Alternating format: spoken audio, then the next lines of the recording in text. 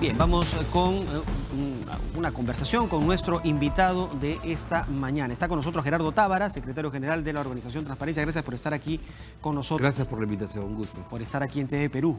Bueno, estamos a pocos días, en realidad, del proceso electoral municipal, regional en nuestro país.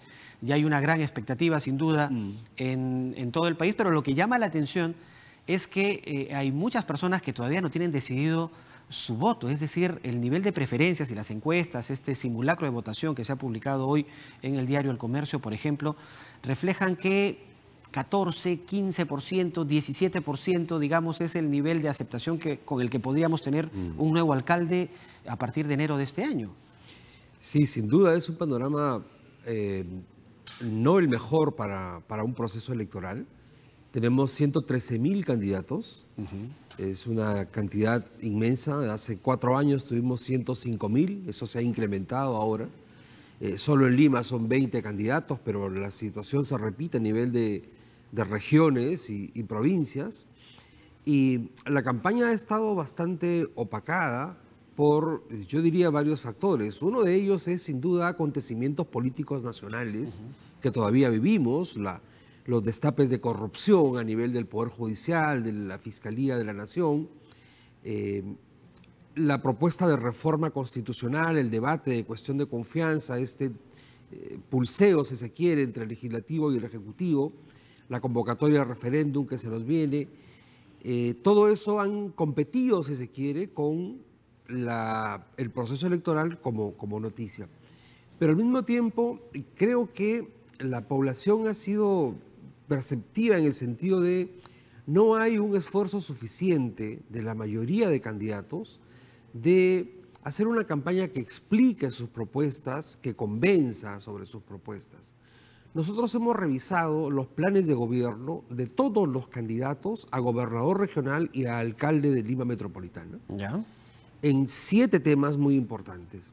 Y encontramos vacíos significativos. No vamos a calificar cuál plan es mejor que el otro. Eso lo tiene que hacer cada persona antes de votar.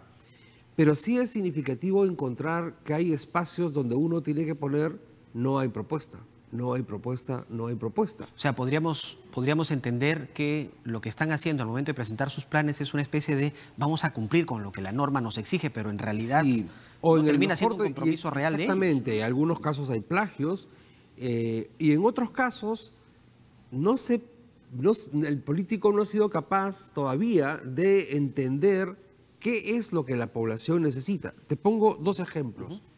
Cuando se discute seguridad ciudadana en ciudades como Lima o Trujillo, se piensa que la inseguridad afecta a todos por igual. Y no se distingue que las mujeres son particularmente afectadas por la inseguridad ciudadana. De ahí tantos problemas de violencia de género, de acoso callejero y demás.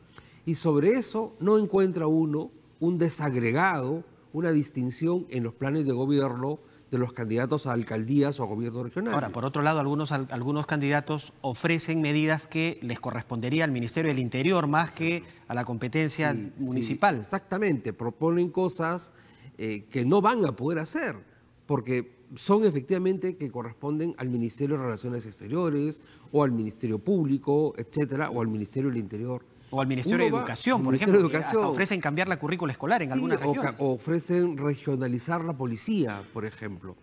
Vas y miras los planes de gobierno de los candidatos a gobernador regional de Piura y buscas la parte referida a reconstrucción, a 1 año y medio del Niño Costero, y encuentras que varios partidos no tienen una sola línea sobre reconstrucción. Y es justo el problema en que Piura, van a tener que enfrentar exactamente, una vez que asuman la responsabilidad. O en gestión de riesgos, para prevenir los efectos de un futuro fenómeno del niño, ¿no? Entonces yo creo que esto motiva a que la población se sienta un poco entusiasmada, y que haya un amplio porcentaje de personas que aún no deciden por quién votar, ¿no? Ahora, y esto es particular porque la aceptación, o al menos la valoración que hacen los ciudadanos respecto de los políticos es negativa, es terrible en nuestro país, es mínima. Sin duda, sin duda. Sin embargo, hay un incremento de participación de candidatos. ¿Cómo se explica? Y además, son muy pocos los que tienen una significativa mayoría, una significativa aprobación ciudadana. Sí, lo que pasa además es que muchos de estos candidatos no tienen pertenencia a la organización política por la cual postulan, y porque hay también partidos políticos que son simplemente un vientre de alquiler, como se dice, un membrete, una fachada, que para mantener alguna vigencia negocian su inscripción con algún candidato. ¿Cuántos de los candidatos en Lima Metropolitana, por ejemplo, son militantes del partido político por el cual postulan? ¿Cuántos, si quieres mirar, los 5 que van punteros, fíjate cuál es de que ellos? la sociedad pueda identificarlos realmente, ¿no? Claro. Claro, él siempre ha sido un representante de tal partido, son muy poquitos. Por eso ¿no? es que en algunos reportajes que hace en la prensa, le dicen a la persona, al ciudadano, ¿usted por qué va a votar? Por fulano de tal. ¿Cuál es su símbolo? Ah, no lo sé. No lo tiene claro. Porque no hay una identificación entre la persona y el símbolo. El problema no es que en la cédula se ponga la foto. El problema de fondo es que están postulando personas que no necesariamente tienen una vinculación con la organización política a la cual representa. Entonces proliferan, tenemos 23 partidos políticos inscritos, casi 180 movimientos regionales inscritos a nivel nacional, y entonces proliferan las que candidaturas, parecen, ¿no? que se organizan solamente para el proceso electoral, porque muchos casos. Probablemente una vez que asuman la responsabilidad se desliguen del partido que los llevó. Sin dudas. De los movimientos regionales hay algunos que perduran desde hace 3 o 4 procesos, pero la mayoría surgen y desaparecen en cada elección. O son Si son desmembramientos invitados de que terminan siendo elegidos, se desligan a pesar de que Sí.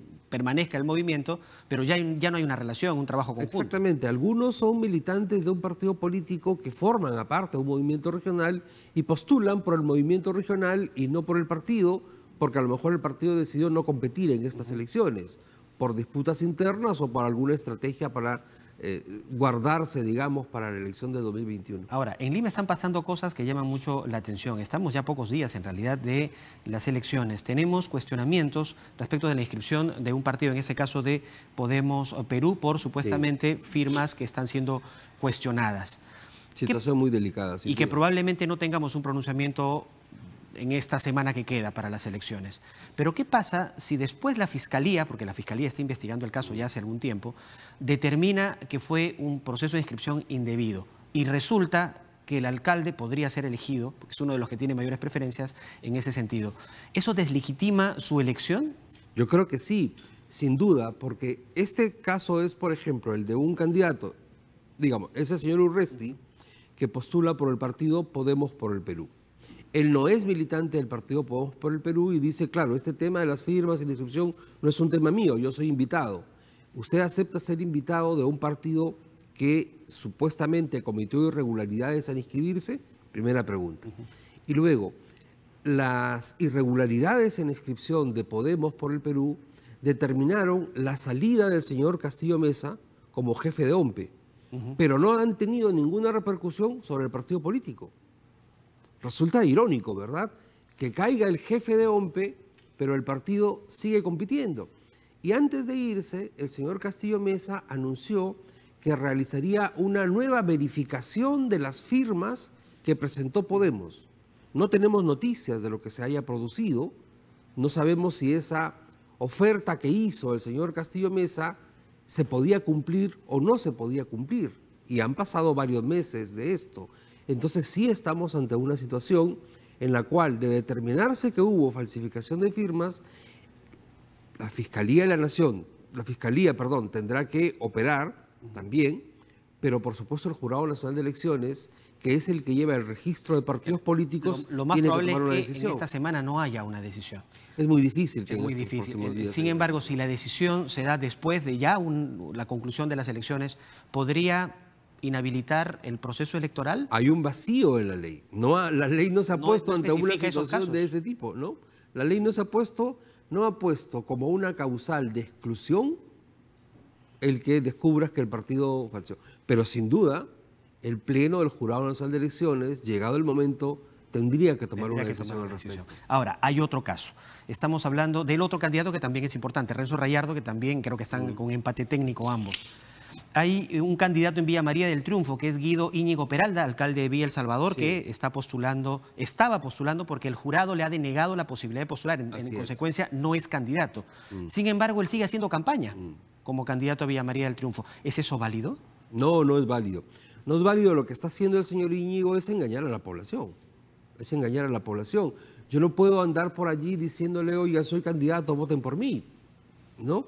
Él dice que todavía ha presentado un recurso, ya no hay posibilidad. No, la última palabra ya la dio el jurado y la ha denegado. Que los recursos sean atendidos. Estamos a prácticamente una semana de las elecciones. Ahora, lo que llama la atención es que el señor Rayardo participa con él y hace campaña con él, sabiendo que él no forma parte de eso. Bueno, uno puede mirar en todos los candidatos algunas prácticas de campaña que no son las más saludables, ¿verdad?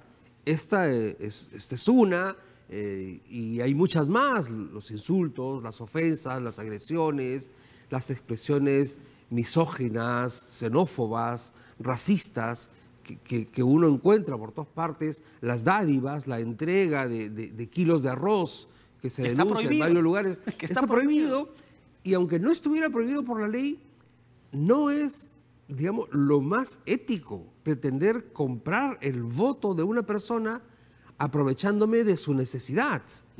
O ¿no? ofreciéndole un beneficio a cambio, ¿no? Un beneficio que puede ser un kilo de arroz o una gorra. En un momento un candidato le ofrecía 500 soles a los que voten por él. Si es que y ese candidato, recordemos, Waldo Ríos, ganó la elección. Hoy está preso. Y hoy está preso. Hoy está preso. Ahora, no quiero dejar de tocar otro tema que también es importante, que tiene que ver con la decisión que se ha tomado en la Comisión Permanente en el Congreso de retornar a la bicameralidad. El presidente de la República, en su propuesta, dice 130 congresistas, ¿no?, entre senadores y diputados. Lo aprobado ayer propone 180 congresistas, sin afectación del presupuesto. Pero allí hay una... Bueno, primero su comentario en ese sentido. ¿Qué opina usted de esta nueva propuesta? Pues una nueva propuesta modificada a la que el presidente ha hecho. Bueno, entiendo que es el consenso al cual han llegado las bancadas, establecer esta cantidad. La figura de no... Algunos propusieron que no se señale cantidad. Yo creo que eso hubiera sido peor, muy mal visto para la población, ir a un referéndum sin saber cuántos senadores o cuántos diputados se iba a tener. Iba a generar mucha confusión en un momento como el actual, ¿no? Es verdad que 130 parlamentarios es poco para un país de 23 millones de electores como el Perú. Uruguay tiene más y tiene menos electores que el Perú. Si es que se garantiza que esto no va a suponer un incremento de los costos, pero además, si es que se toma a nivel de reestructuración del Parlamento y del reglamento del Parlamento medidas que garanticen que va a funcionar mejor, creo que se puede saludar, se podría entender, porque uno puede tener un pésimo Parlamento con 130 congresistas como ahora, o con 180, o con 260 como era antes. O con 50. O con 50, o con 500. El tema del número no es lo único para saber si el Parlamento va a funcionar bien o no. Por eso es que hay un tema que Transparencia insiste e insistiremos hasta cuanto sea posible. Hay que exigir que los parlamentarios, diputados, senadores o simplemente congresistas presenten una declaración jurada de intereses. Porque uno de los problemas que tiene la política peruana es el conflicto de intereses. La gente percibe, y muchas veces con justificada razón, que hay algún congresista que más que hablar a nombre de su región, está hablando a nombre de alguna asociación a la que representa, algún gremio empresarial, alguna universidad, algún grupo de interés. Algún grupo económico que logra o que tiene una cercanía con ellos, ¿no? Económico, profesional, asociativo, de lo que fuere, y entonces se hace un lobby escondido. Ese es un conflicto de intereses que ocurre también a nivel de gobierno ejecutivo. La manera de prevenir eso es que los funcionarios presenten una declaración jurada de intereses en la cual digan con claridad durante los últimos 5 años... La transparencia es lo que tendría que ayudarnos la transparencia es el a garantizar un comportamiento ético. Es el antídoto más importante contra la corrupción. Ahora, dentro de estas modificaciones hay un indicador, porque la gran preocupación es respecto del presupuesto. Si van a haber más parlamentarios, significa que el presupuesto del Congreso se va a incrementar, y ellos están proponiendo que el presupuesto no supere al 0.45% del presupuesto general de la República. Sí. Pero el presupuesto general de la República crece todos los años. Hoy, claro, respecto del 2019 respecto del 2018, se incrementa en 6%. Eso significa que el próximo año automáticamente subiría el 6% del presupuesto para el Congreso. Sí, hay que mirar hacerlo. Hay que mirar con detalle, porque además entiendo que esa disposición transitoria que se ha puesto establece que para el primer periodo legislativo es que sería 0.45%. ¿Y qué pasa después? Lo cierto es que hoy en el Congreso hay una excesiva, hay cantidad de trabajadores que, digamos, no corresponde con la productividad del Congreso. Sí creo que es posible que un Congreso de 180 funcione con el presupuesto que hoy se tiene, y con la cantidad de trabajadores que hoy se tiene. Claro. Pero ahí también tenemos que hacer posteriormente una modificación. No podemos tener tantos trabajadores de confianza política, digamos. Necesitamos profesionalizar más el servicio parlamentario y la organización parlamentaria. Es decir, que los asesores de los congresistas y de las bancadas sean un personal de planta, un personal profesionalizado y no simplemente un personal de confianza del congresista. Hay que separar el servicio parlamentario del servicio administrativo también, para evitar una serie de situaciones. Simplemente para darle cuenta a nuestros televidentes, en el año 2013, es decir, 5 años atrás, el presupuesto del Congreso de la República era de 475 millones de soles. En el 2015 subió a 517 en 2 años, bueno, podría entenderse. Pero hoy, el 2018, es de 709 millones de soles. Y si se aprueba este porcentaje en función al presupuesto general de la República, sería la única institución que tendría un porcentaje asignado del presupuesto general de la República. Sí. El Ministerio Público, el Poder Judicial han venido exigiendo que se les destine un 1% del presupuesto para su trabajo, por ejemplo, y hasta ahora no se lo han aceptado. Esta sería la única excepción. Sí. Habría que mirarlo con detenimiento. Yo creo que hay que mirarlo con detenimiento. Yo creo que en el pleno del Congreso de esta semana habrá que discutir eso.